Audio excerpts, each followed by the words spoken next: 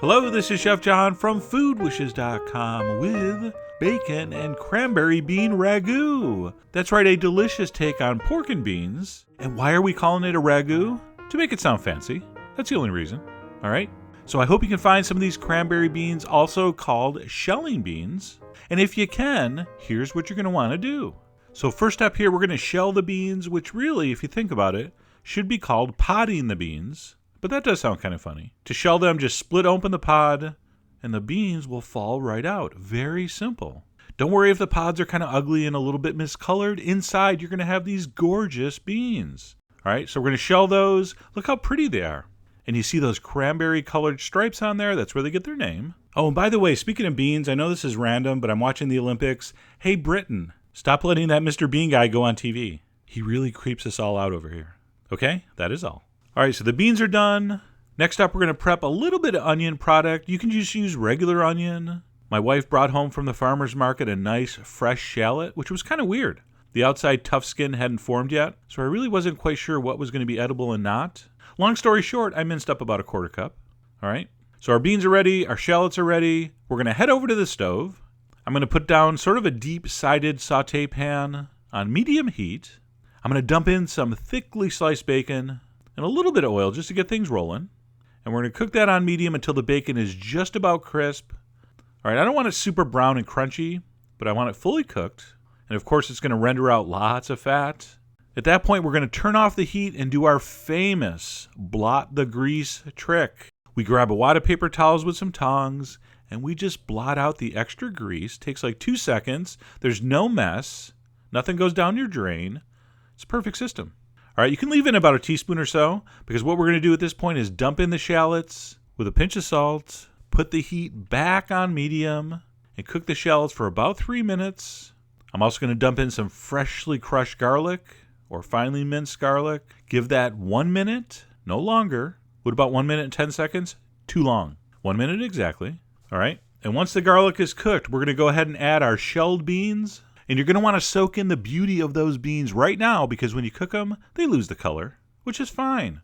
We're going to dump in some liquid. I'm using chicken stock. All right, if you're a vegetarian, go ahead and use water. But come to think of it, if you're a vegetarian, why are you cooking with bacon? All right, after the stock, we're going to season that with some freshly ground black pepper. So give that a stir, turn your heat to high, and bring it up to a simmer. As soon as it starts to boil, go ahead and turn it down to low. And I just want that to be barely simmering, okay? Just like that. Because we just want this to simmer slowly, all right? So turn it down to low, cover it, and let it cook about 20 minutes, which is not going to be enough. But you'll see those beans are going to swell up a little bit. As I warned you, they're going to lose their color, but they're still kind of pretty. And these are going to take about 30-35 minutes total, but the rest of the way we're going to go uncovered because I want to reduce the excess liquid while the beans finish cooking. If the beans seem like they're getting tender and you still have lots of liquid, crank up the heat so it reduces faster. If the beans are still a little firm and you're afraid you're not going to have enough liquid, add a little more stock. That's cooking. It's a constant game of adjustments. So don't be afraid to think on your feet. And like I said, once you remove the cover, that's going to take 5 or 10 minutes. It depends. And while we're waiting for that to happen, in between our occasional stirring, we're going to add a few more flavorings, which I think you're going to love because they're amazing with beans. The first of which is a nice big pinch of freshly chopped rosemary. All right, such a beautiful herb with beans and bacon for that matter. I'm also going to put in some lemon zest and lemon juice and quite possibly some cayenne. And you can see there my stock is reducing. My beans are almost tender. Personally, I'm getting very, very excited for this. I love this dish. All right, and right there, you know you're just about done. The beans are tender.